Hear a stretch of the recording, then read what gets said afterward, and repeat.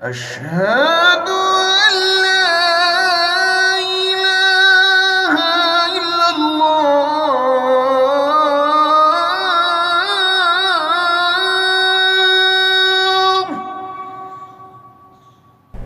और फिर साथ में ये भी नसीहत की थी कि 3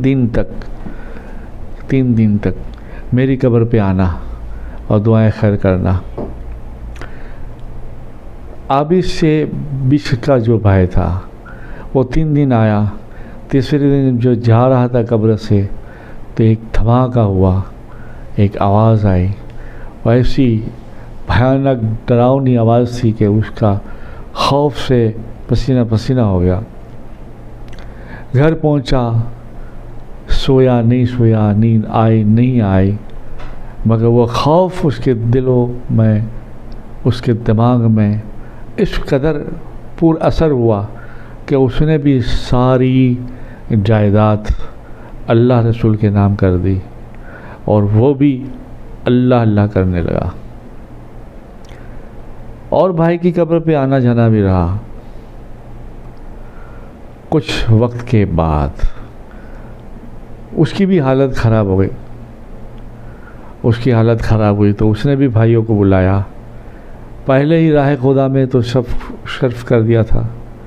कहा कि मेरा भी लगता है वक्त करीब है और मैं भी यही चाहता हूँ, मुझे भी मेरे भाई के पास ऊपर पहाड़ी पर भाई के पास दफन कर दिया जाए। भाइयों ने जो एक आखिरी और भाई के बेटे ने कहा जी अब्बा आपकी ख्वाहिश पूरी करेंगे।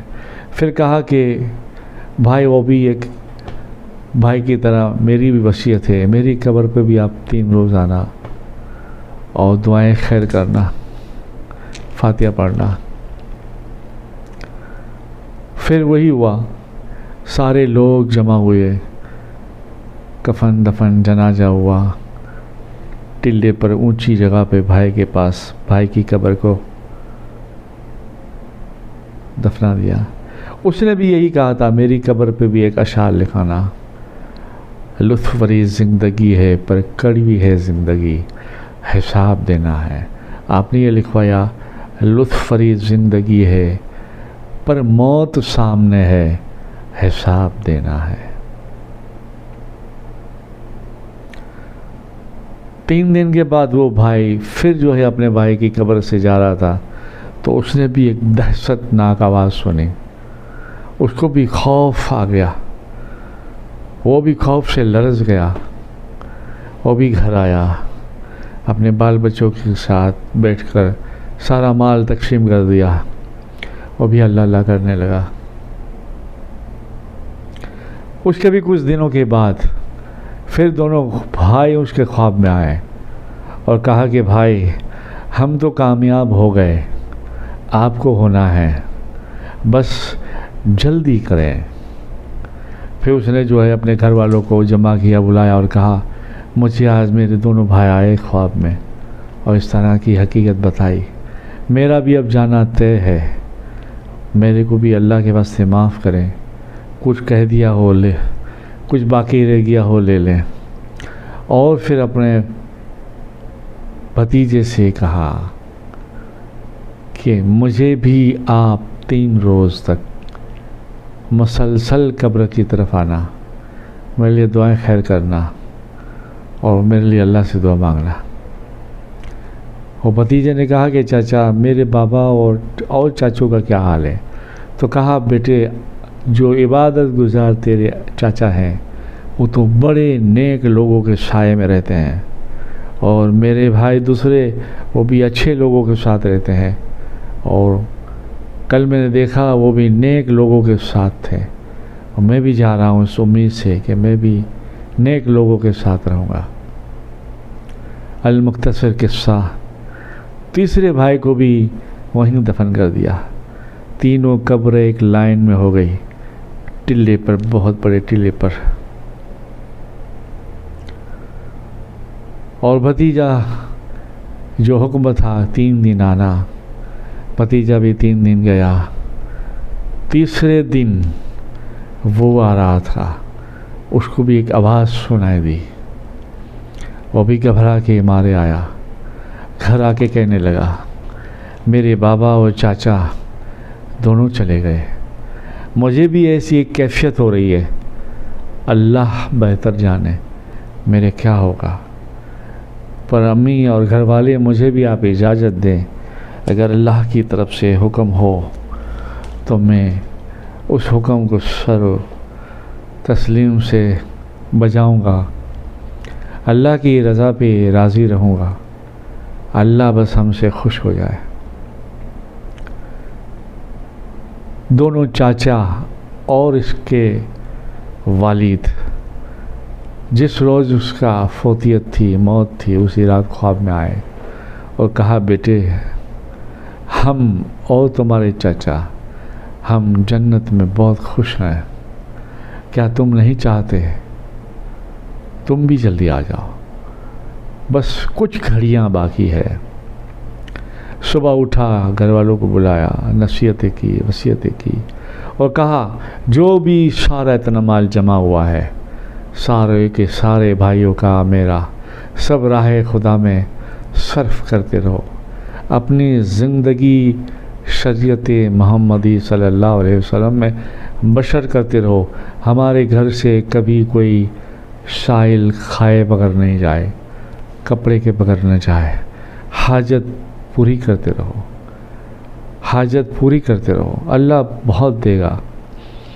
अब मुझे भी जो है इशारा हुआ है, अब मुझे मालूम नहीं 3 घड़ियाँ तो नहीं है, 3 घड़ियाँ तो बीत गई, 3 घड़ी नहीं है, 3 दिन हो सकते हैं, 3 महीना हो सकते हैं या 3 साल हो सकते हैं।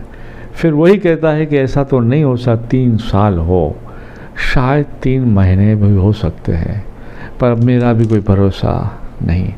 अल्लाह ने खूब माल दिया है, सब लोग एक साथ रहकर ज़िंदगी गुजारना और अपने दर से किसी को खाली नहीं जाने देना।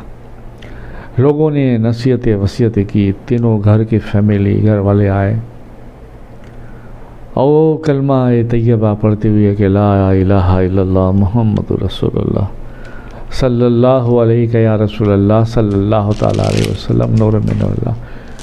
कलमा तैयबा पढ़ते हुए उसने दुनिया में आँख बंद कर दी, आखिरत में खोल दी और अल्लाह ने उसे कामयाब कर दिया।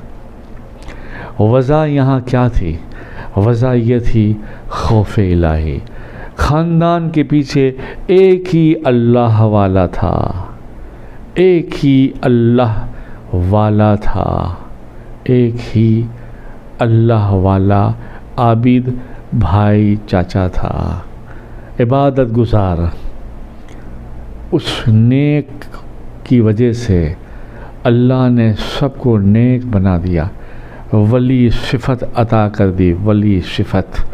आज भी लोग फैज़ पाते हैं, खौफ इलाही की दौलत हासिल करते हैं, सिर्फ ज़रिया एक भाई बना, एक भाई। आदमी को संभलने के लिए, संभालने के लिए ठोकर लगने के बाद ज़रिया कोई न कोई बनता है, ज़रिया कोई न कोई बनता है। तो एक ज़रिया बना और सारा माहौल अपने ख़ानदान का, अपने घर वालों का तो किया ही किया, साथ में सारे जहां में नूर की, रूहानियत की, कुर्बियत की बारिश बरसा दी। शेख हो गए, पीर हो गए, खौफ इलाही की दौलत, इश्क़ रसूल की दौलत की वजह से। और ख़िदमत खल्क़ लोग दरबार में उनके उठा रहे हैं। तो अल्लाह तुम्हें वो मुझे हिदायत नसीब फरमाए और अल्लाह हमें इश्क़ रसूल अता फरमाए, इश्क़ पंजतन अता फरमाए, इश्क़ औलिया अल्लाह अता फरमाए। और इन इश्क़ के साथ ये इश्क़ के ज़रिए वसीले से अल्लाह हमें अपने कुर्ब की दौलत, खौफ की दौलत, रोने धोने की दौलत नसीब फरमाए। हमारी ज़ुबान पे नाम आई अल्लाह तो हम तड़प जाएं, हम भड़क जाएं, हम मर जाएं उसके नाम पर। अल-मुख्तसर कुछ याद आ गया, अभी जिलहज चल रहा है, अभी कुछ दिनों के बाद इंशाल्लाह ईद है। अल्लाह तुम्हारी मेरी ईद कबूल फरमाए। हम तड़प जाएं, हम तड़प जाएं जैसे हमारे बड़े लोग तड़पते थे। हज़रत इब्राहीम खलीलुल्लाह, नाम से नाम बात आई तो मैं 1-2-5 में ले लूँ। हज़रत इब्राहीम खलीलुल्लाह, हुक्म हुआ काबा तामीर करो, आए, कोई नहीं, अपने आप अल्लाह अल्लाह कर रहे हैं, बकरों का रेवड़ चढ़ा रहे हैं, अल्लाह की मस्ती में मस्त है, गुम है। फरिश्तों ने अल्लाह से कहा कि अल्लाह तूने इब्राहिम को इतना माल दिया है इसलिए वो इबादत करते हैं, वगैरह वगैरह, मुख्तसर किस्सा। अल्लाह ने कहा नहीं, ऐसा नहीं, ये मेरा खलील है, मेरा दोस्त है, जैसे मेरा अयूब दोस्त था। फरिश्तों ने कहा अच्छा, बोले हाँ, बोले ठीक है, अगर तुम चाहते हो तो। एक रिवायत जिब्रील अमीन को भेजा, एक रिवायत मिकाइल को भेजा, फ़कीराना लिबास पहन कर आए और आप अल्लाह अल्लाह कर रहे थे, अल्लाह अल्लाह कर रहे थे। तो आप फ़कीराना लिबास में आकर आपने भी अल्लाह की सदा लगाई, अल्लाह अल्लाह अल्लाह। तो हज़रत इब्राहीम खलीलुल्लाह जोश में आ गए, तड़पने लगे कि मेरे यार का नाम लिया, मेरे अल्लाह का नाम लिया। भागे आप और कहा अल्लाह के बंदे रुक जाएं, ये आवाज़ तो मैंने पहली बार सुनी है, बस मैं अकेला अकेला लेता हूँ, इस वीराने में कोई लेने वाला नहीं, तुम कौन हो?